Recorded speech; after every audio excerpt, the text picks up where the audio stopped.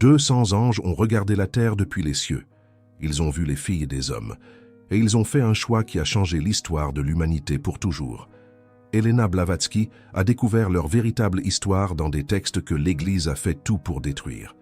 Ce que tu vas apprendre ce soir n'est pas une légende. C'est le récit caché de la plus grande trahison de tous les temps. Ces anges s'appelaient les vigilants. En hébreu, les Grigori. Ils étaient chargés de surveiller l'humanité depuis les sphères célestes. Mais ils ont abandonné leur mission. Ils ont quitté le ciel et ils sont descendus sur le mont Hermon pour assouvir un désir interdit. Le plus troublant, les enfants qu'ils ont engendrés avec les femmes humaines existent peut-être encore. Leur sang coule peut-être dans tes veines, et certains signes dans ta vie pourraient le prouver. As-tu déjà ressenti que tu n'étais pas tout à fait humain, que quelque chose en toi venait d'ailleurs, que tu portais un héritage dont personne ne t'a jamais parlé? Cette intuition que tu as toujours eue, elle avait raison. Dans les prochaines minutes, tu vas découvrir qui étaient vraiment les 200 vigilants. Tu vas comprendre pourquoi ils ont trahi le ciel. Et tu vas peut-être réaliser que leur histoire est aussi la tienne. Blavatsky a écrit dans la Doctrine secrète que cette connaissance avait été systématiquement effacée. L'Église primitive a brûlé les textes qui en parlaient. Le livre d'Enoch a été retiré de la Bible au IVe siècle. Les prêtres ont transformé cette histoire en simple mythe, mais la vérité a survécu.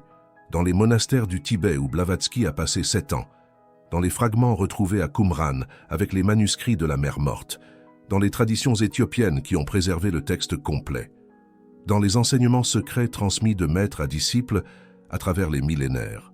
Laisse-moi te raconter ce qui s'est vraiment passé. Il y a des millénaires, bien avant le déluge dont parlent toutes les traditions, 200 anges servaient dans les cieux comme gardiens de l'humanité. Leur rôle était d'observer, de surveiller, de rapporter à Dieu ce qui se passait sur terre. C'est pour cela qu'on les appelait les vigilants, les veilleurs, ceux qui ne dorment jamais, ceux dont les yeux restent toujours ouverts sur le monde des hommes. Ces êtres n'étaient pas comme les autres anges. Ils avaient été créés avec une capacité particulière. Ils pouvaient voir la beauté, ils pouvaient ressentir l'attrait, ils pouvaient être tentés. Et c'est cette capacité qui a causé leur chute. Le livre d'Enoch, ce texte ancien que l'Église a exclu de la Bible, mais que les Éthiopiens ont préservé intégralement, raconte en détail ce qui s'est passé. Un jour, les vigilants ont regardé la terre comme ils le faisaient depuis des éternités. Mais cette fois, quelque chose a changé. Ils ont vu les filles des hommes se baigner dans les rivières, ils ont vu leur corps, ils ont vu leur beauté. Et un désir s'est éveillé en eux. Ce n'était pas la première fois qu'ils voyaient les femmes humaines, mais cette fois, un feu s'est allumé dans leur poitrine céleste, un feu qu'ils n'avaient jamais connu auparavant, un désir interdit pour des êtres de leur nature. Car les anges n'étaient pas créés pour connaître la chair, ils n'étaient pas faits pour le désir physique. Mais les vigilants, eux, ont ressenti ce désir, et il les a consumés. Leur chef s'appelait Semjaza.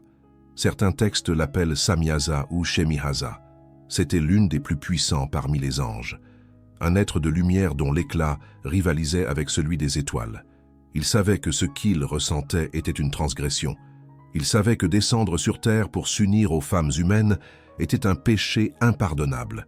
Il savait qu'il perdrait sa place dans les cieux. Mais le désir était plus fort que la raison, plus fort que la peur, plus fort que l'amour même qu'il portait à son Créateur. Semjaza a convoqué ses frères.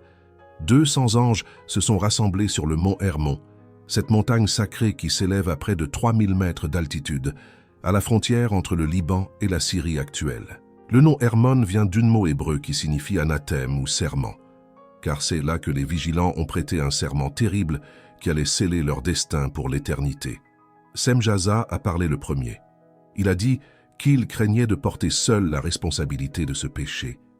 Il avait peur que ses frères reculent au dernier moment et le laissent seul face au châtiment divin.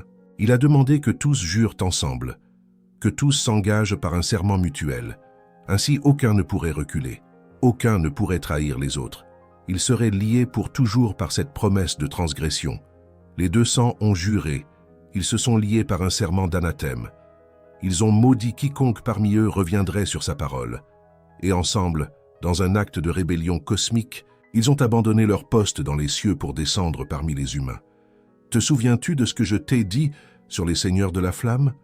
Ces êtres de lumière venus de Vénus pour aider l'humanité en lui donnant l'étincelle de la conscience?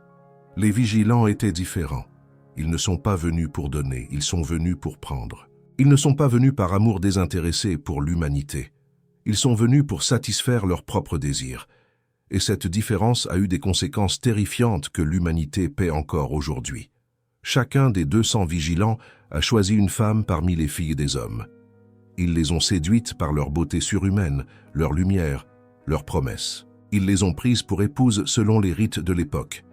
Et ils se sont unis à elles dans des actes qui n'auraient jamais dû être possibles. Le livre d'Enoch donne les noms de leurs chefs. Semjaza était le premier, celui qui a initié la rébellion. Puis venait Azazel, le plus terrible d'entre eux, celui dont le nom est devenu synonyme de mal dans certaines traditions. Armaros, celui qui connaissait les secrets des enchantements. Barakel, celui qui lisait dans les étoiles. Kokabiel, dont le nom signifie « l'étoile de Dieu ». Tamiel, Ramiel, Daniel, Ézéchiel, Sarakaël, Azaël et 18 autres chefs qui commandaient de chacun un groupe de 10 vigilants. Chacun de ces noms portait une signification sacrée. Azazel signifie « Dieu a été fort ». Kokabiel signifie « l'étoile de Dieu ». Barakel signifie « l'éclair de Dieu ». Ces anges portaient des noms de gloire et de lumière, et ils les ont souillés par leurs transgressions. Leurs noms qui glorifiaient Dieu sont devenus des noms de malédiction. Mais les vigilants n'ont pas seulement pris des femmes, ils ont aussi enseigné aux humains des connaissances interdites, des secrets que l'humanité n'était pas censée connaître avant des millénaires, des savoirs qui auraient dû venir progressivement, au rythme de l'évolution humaine.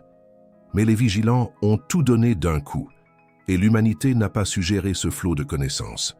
Azazel a enseigné aux hommes l'art de forger les métaux. Il leur a montré comment extraire le fer et le cuivre des entrailles de la terre, comment les fondre dans des fours ardents, comment les marteler pour en faire des épées, des couteaux, des boucliers et des cuirasses. Avant lui, les humains se battaient avec des pierres et des bâtons.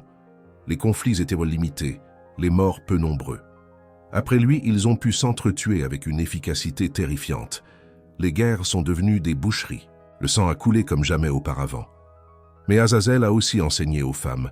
Il leur a montré comment fabriquer des bracelets et des colliers, comment tailler les pierres précieuses, comment utiliser l'antimoine pour souligner leurs yeux, comment teindre leurs tissus avec des couleurs éclatantes. Il leur a révélé l'art de la séduction, de la beauté artificielle, de l'apparence trompeuse. Les femmes qui étaient naturelles et simples sont devenues des créatures d'artifice, utilisant leur apparence pour manipuler et contrôler. Semjaza a enseigné les enchantements et la cueillette des racines. La magie des plantes. Quelles herbes guérissent et quelles herbes tuent. Comment préparer des potions qui rendent fou d'amour ou qui plongent dans un sommeil sans fin. Les filtres d'amour et de mort. La sorcellerie elle-même est née de ces enseignements. Armaros a enseigné comment défaire les enchantements, la contre-magie, les protections occultes, comment créer des talismans et des amulettes. Il a donné aux humains le pouvoir de manipuler les forces invisibles qui entourent notre monde. Barakel a enseigné l'astrologie, la lecture des étoiles, la divination par les astres. Il a révélé les secrets des cycles célestes que les humains n'auraient pas dû connaître avant des siècles. Comment prédire les événements futurs par la position des planètes? Comment choisir les moments propices pour agir? Comment lire le destin dans le ciel nocturne? Kokabiel a enseigné les présages, comment interpréter le vol des oiseaux. Comment lire les signes dans les nuages? Comment découvrir l'avenir dans les entrailles des animaux sacrifiés? La divination sous toutes ses formes est sortie de ses enseignements. Tamiel a enseigné l'astronomie, la vraie nature des corps célestes, les distances immenses entre les étoiles, les mouvements complexes des planètes, des connaissances que notre science moderne n'a retrouvées que récemment. Punmu a enseigné l'écriture, pas n'importe quelle écriture. L'écriture secrète, celle qui permet de fixer les sorts et les enchantements, les caractères magiques qui ont du pouvoir quand on les trace. Ce savoir a été la source de toutes les écritures sacrées et maudites qui ont suivi. Kazdeja a enseigné comment provoquer les avortements et comment frapper les esprits, des connaissances sombres liées à la mort et à la manipulation des âmes. Chaque vigilant a apporté un fragment de connaissances célestes, et l'humanité, qui n'était pas prête pour ces savoirs, a commencé à en abuser immédiatement. La guerre s'est répandue comme un feu de forêt.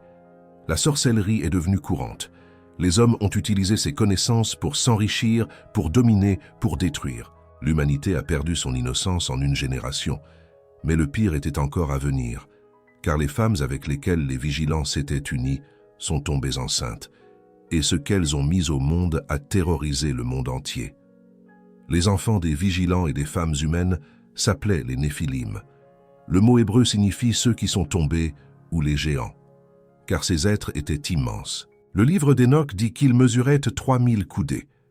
Même si ce chiffre est symbolique, il indique des créatures d'une taille monstrueuse, des géants qui dominaient les humains ordinaires, comme des adultes dominent des enfants. Les Néphilim n'étaient ni anges ni humains. Ils étaient quelque chose entre les deux. Un mélange qui n'aurait jamais dû exister. Une abomination aux yeux du Créateur. Ils avaient la force surhumaine de leur Père céleste. Certains pouvaient soulever des rochers que 100 hommes ne pouvaient pas bouger. Ils avaient aussi une longévité extraordinaire, vivant des siècles là où les humains vivaient des décennies. Mais ils avaient aussi les passions et les appétits de leur mère terrestre. La faim, la soif, le désir, et ces appétits étaient démesurés, à la mesure de leur corps gigantesque. Le livre d'Hénoch décrit comment les Néphilim ont commencé à dévorer toute la production des hommes. Ils mangeaient ce que des centaines d'humains auraient consommé en un mois. Quand la nourriture est venue à manquer, quand les récoltes ne suffisaient plus à les nourrir, ils se sont tournés vers les animaux. Ils ont décimé les troupeaux. Puis, quand même les animaux ne suffisaient plus, ils se sont tournés vers les hommes eux-mêmes. Ils ont bu le sang humain. Ils ont mangé la chair de ceux qu'il était censé protéger. La terre est devenue un cauchemar. Elena Blavatsky a trouvé dans les archives secrètes du Tibet des descriptions encore plus détaillées de cette période. Les Néphilim ont bâti des cités de pierre cyclopéennes, des structures si massives, avec des blocs si gigantesques que nous ne savons toujours pas comment elles ont été construites. Certains chercheurs pensent que les mégalithes que nous trouvons partout dans le monde sont les vestiges de cette époque. Stonehenge en Angleterre, Baalbek au Liban avec ses pierres de 1000 tonnes, l'île de Pâques avec ses statues géantes, les temples de Malte, les murs cyclopéens du Pérou. Partout, les mêmes pierres impossibles à déplacer avec nos technologies modernes. Les Néphilim ont aussi créé des technologies avancées, pas avec des machines comme les nôtres, avec des connaissances occultes héritées de leur père. Ils manipulaient les forces de la nature par la volonté et le son. Ils commandaient aux éléments. Ils avaient des pouvoirs que nous appellerions magiques, mais qui étaient simplement une science que nous avons oubliée.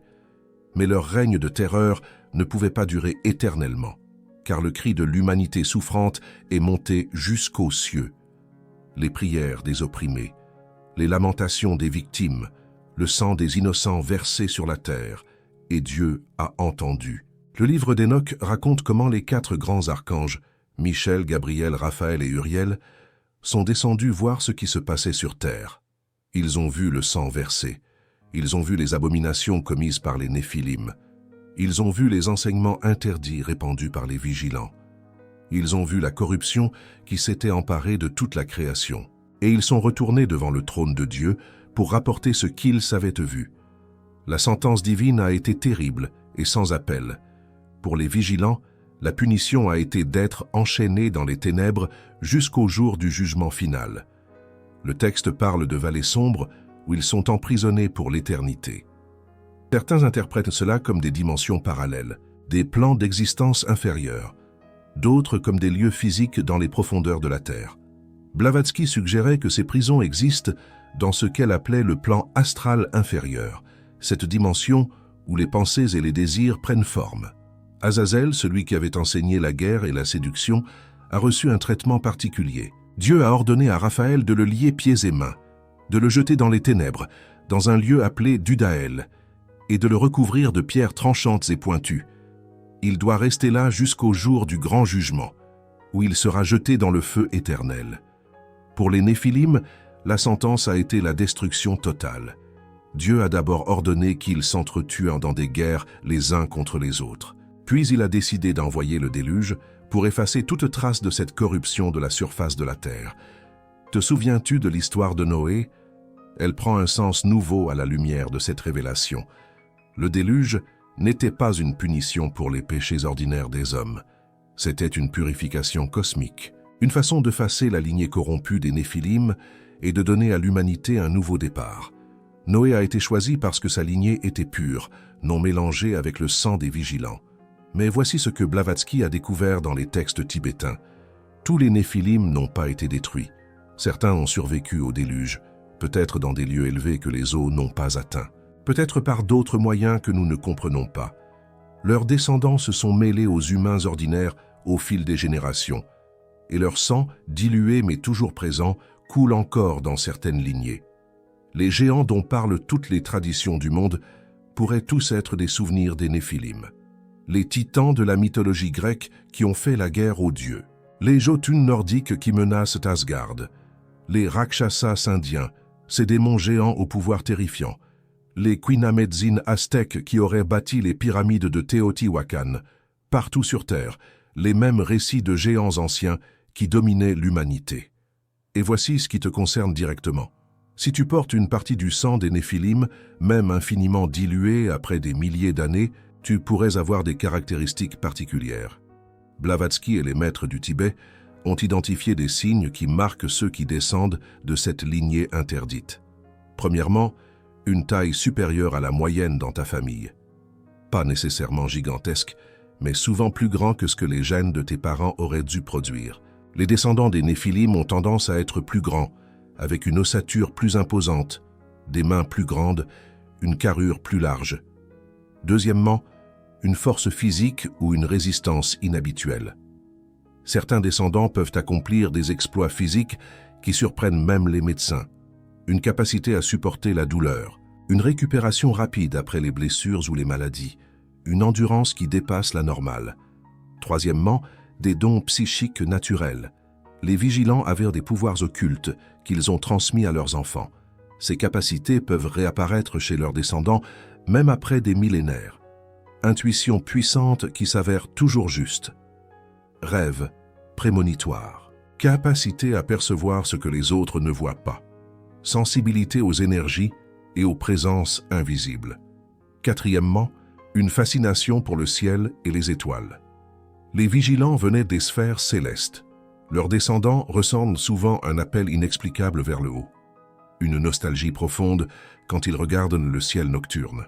Un sentiment d'appartenance aux étoiles plutôt qu'à la terre. Cinquièmement, un sentiment de ne pas appartenir à ce monde. Les Néphilim n'étaient ni du ciel ni de la terre. Leurs descendants peuvent ressentir cette même déchirure, cette impression d'être coincé entre deux mondes sans vraiment appartenir à aucun. Un exil permanent.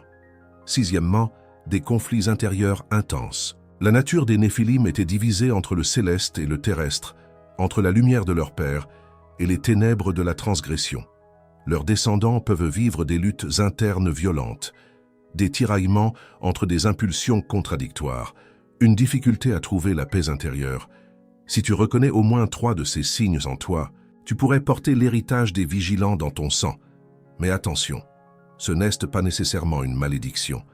Blavatsky enseignait que nous pouvons transformer notre héritage, que même une lignée née dans la transgression peut être rachetée par les choix que nous faisons vie après vie. Il y a autre chose que Blavatsky a découvert sur les vigilants, quelque chose que presque personne ne mentionne. Les 2 sangs qui sont descendus sur le mont Hermon n'étaient pas les seuls anges à observer l'humanité. Il y en avait d'autres, des milliers d'autres, et certains d'entre eux ont refusé de participer à la transgression. Ils ont vu leurs frères succomber au désir, ils ont entendu le serment d'anathème, mais ils n'ont pas juré. Ils sont restés fidèles à leur mission originelle. Ces anges fidèles sont devenus ce que Blavatsky appelle les gardiens de l'humanité. Ils continuent leur mission depuis des millénaires. Ils veillent sur nous, ils nous guident, ils nous protègent des forces obscures qui voudraient notre perte. Et voici ce qui est fascinant. Ces gardiens sont particulièrement attentifs aux descendants des Néphilim, pas pour les punir, pas pour les juger, mais pour les aider à racheter leur lignée, pour les guider vers la lumière malgré leur héritage trouble. Chaque descendant des vigilants qui choisit le bien plutôt que le mal affaiblit un peu les chaînes de ses ancêtres déchus. Si tu portes le sang des vigilants, tu es probablement surveillé de près par ces êtres de lumière. Les synchronicités dans ta vie ne sont pas des hasards. Ces intuitions qui te sauvent ne viennent pas de nulle part. Ces rencontres providentielles avec des personnes qui changent ta vie sont orchestrées. Tout cela pourrait être l'œuvre des gardiens qui essaient de te guider vers ton rachat. Les maîtres tibétains ont transmis à Blavatsky une pratique pour entrer en contact avec ces êtres de lumière. Ce n'est pas de la magie noire comme celle que les vigilants ont enseignée. C'est simplement une ouverture de la conscience vers les dimensions supérieures. Voici comment procéder. Choisis un moment où le soleil vient de se coucher, mais où les étoiles ne sont pas encore toutes visibles. Ce moment de transition, que les anciens appelaient l'entre-deux-lumières, est un portail naturel vers les dimensions subtiles. Le voile entre les mondes est plus fin à ces moments-là. Trouve un endroit où tu peux voir le ciel, idéalement en plein air, mais une fenêtre peut suffire. Assieds-toi confortablement, le dos droit, le visage tourné vers l'ouest, là où le soleil vient de disparaître. Ferme les yeux.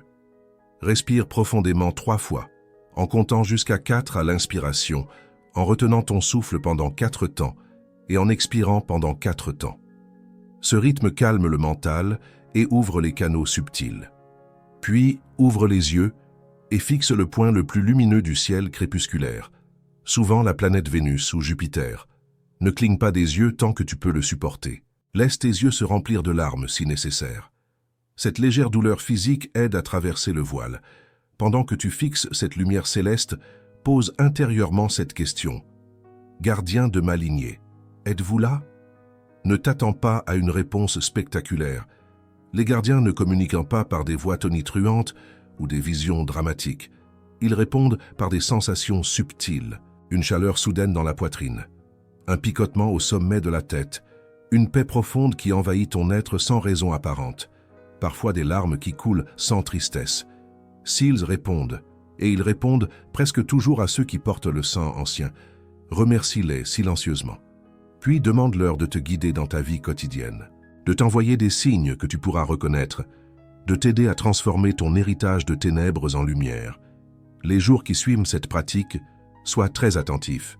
Les signes viendront, des nombres répétitifs qui apparaissent partout. 11-11, 3-33, 4-44. Des coïncidences significatives. Des phrases entendues par hasard qui répondent exactement à une question que tu te posais. Des personnes qui croisent ton chemin au moment exact où tu en avais besoin. Ceste, ainsi que les gardiens communiquent avec leurs protégés. Te souviens-tu de ce que je t'ai dit sur les vigilants enchaînés?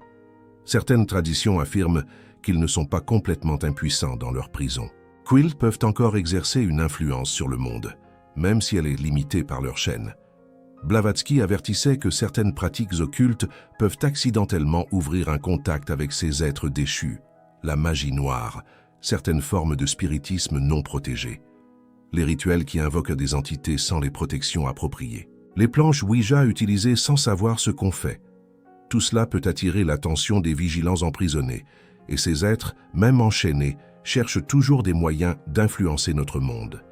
Ils cherchent des canaux, des personnes sensibles qu'ils peuvent manipuler, des âmes vulnérables qu'ils peuvent corrompre petit à petit. Ils sont patients, ils ont l'éternité devant eux, et ils n'ont pas renoncé à leurs désirs. Si tu portes leur sang, tu pourrais être particulièrement vulnérable à leur influence. C'est pourquoi il est essentiel de rester connecté à la lumière, de pratiquer régulièrement la méditation, de cultiver la pureté d'intention dans tout ce que tu fais, de chercher la guidance des gardiens plutôt que de jouer avec des forces obscures que tu ne comprends pas. Le récit des vigilants nous enseigne quelque chose de fondamental sur la nature du mal. Le mal ne commence pas par la haine, il ne commence pas par une décision consciente de faire le mal. Il commence par le désir mal dirigé, par une envie qui semble innocente au départ, mais qui grandit jusqu'à consumer tout le reste. Les vigilants n'étaient pas mauvais au départ. Ils étaient des êtres de lumière avec une mission noble. Ils servaient Dieu avec dévotion. Mais ils ont laissé un désir les consumeur. Un désir qui semblait si naturel, si compréhensible. Qui peut blâmer un être de trouver la beauté attirante? Et pourtant, ce désir apparemment anodin les a détruits. Il a causé la souffrance de millions. Il a corrompu la création elle-même. La même dynamique peut se produire dans nos vies. Nous ne tombons pas dans le mal par choix conscient. Nous glissons. Un petit compromis ici. Une petite transgression, là. un désir auquel on cède juste une fois. Et progressivement, nous nous retrouvons loin de ce que nous étions censés être, loin de la lumière que nous portions au départ. L'histoire des vigilants est un avertissement éternel, mais c'est aussi un message d'espoir. Car si des êtres aussi puissants ont pu tomber, cela signifie que la chute n'est pas réservée aux faibles. Et si même les anges peuvent tomber, cela signifie aussi que même les descendants des déchus peuvent se relever. Si tu sens que cette révélation fait vibrer quelque chose de profond en toi, YouTube a ce petit cœur doré juste en dessous. Ce geste que Blavatsky appelait la chaîne dorée. Quand une âme reconnaît une autre à travers ce symbole, une connexion se crée qui peut aider à racheter les lignées anciennes. Chaque acte de reconnaissance entre âmes rares affaiblit les chaînes qui retiennent les vigilants déchus et renforce le pouvoir des gardiens de la lumière.